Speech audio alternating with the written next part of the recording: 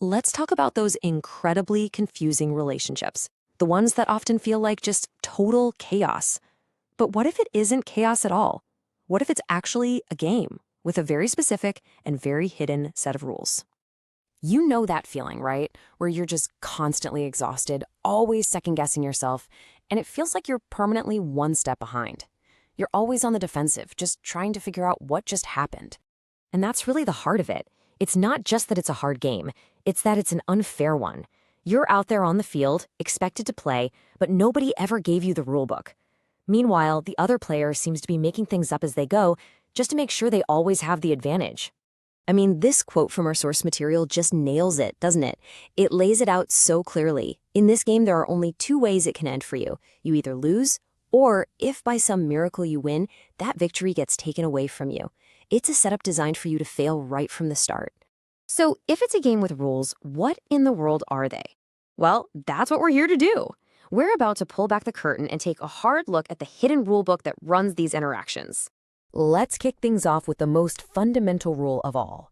This is the one that everything else is built on. It's a simple, pretty brutal belief that defines the entire power dynamic from day one. Now, this isn't just them having a bad day or you two having a disagreement. This is a fixed, unchangeable mindset. The source material tells us that you are permanently cast in a role that is beneath them. This hierarchy, it's not up for discussion. It's the absolute foundation of the whole relationship. And the result of that hierarchy is that, well, you don't really get a say. Your feelings about it, whether you're happy, miserable, or you just want out, they're basically irrelevant. The decision to keep things going or to end it, that power belongs entirely to them. Your job is just to go along with it. So that no-win scenario we mentioned, here's exactly how it plays out, over and over again. If something goes wrong and they lose, guess what? It's your fault. But if you accomplish something, if you get a win, that victory isn't really yours. They'll find a way to claim it, which creates this perfect little system that always, always keeps you down. Okay, on to rule number 2. This one really gets to the heart of any kindness or help you might get. And the most important thing to understand is this: it is never, ever a gift. Every single favor, every supposed act of service, it all comes with a price tag. It's a pure transaction. They give you something only because they're taking something else in return. Your money, your time, your emotional energy. It's not a relationship, it's an economy. And what happens when you stop paying your dues? Well, this number says it all. The number of services you can expect to receive from them is a big, fat 0.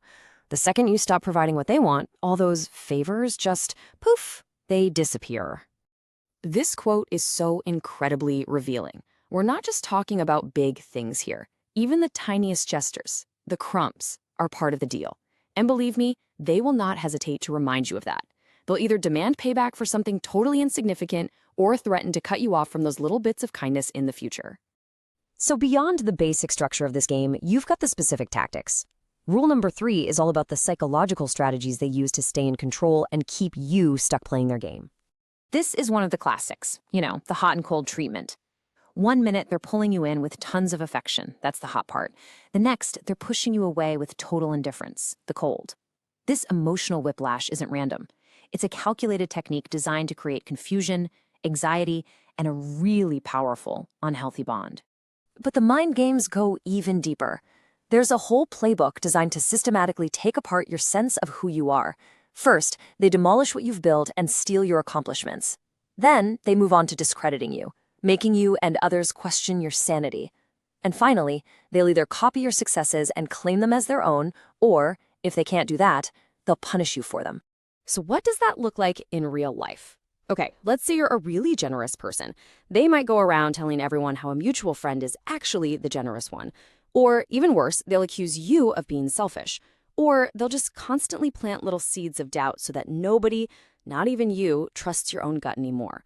Your best qualities are just completely neutralized. And you see this constant chipping away in the little things too. Like this classic double standard. Anything you choose, whether it's a gift or a new shirt, gets criticized. It's bad taste, you paid too much. But anything they buy, oh, it's absolutely wonderful, a perfect choice, a brilliant deal. It's a small but relentless way of destroying your confidence.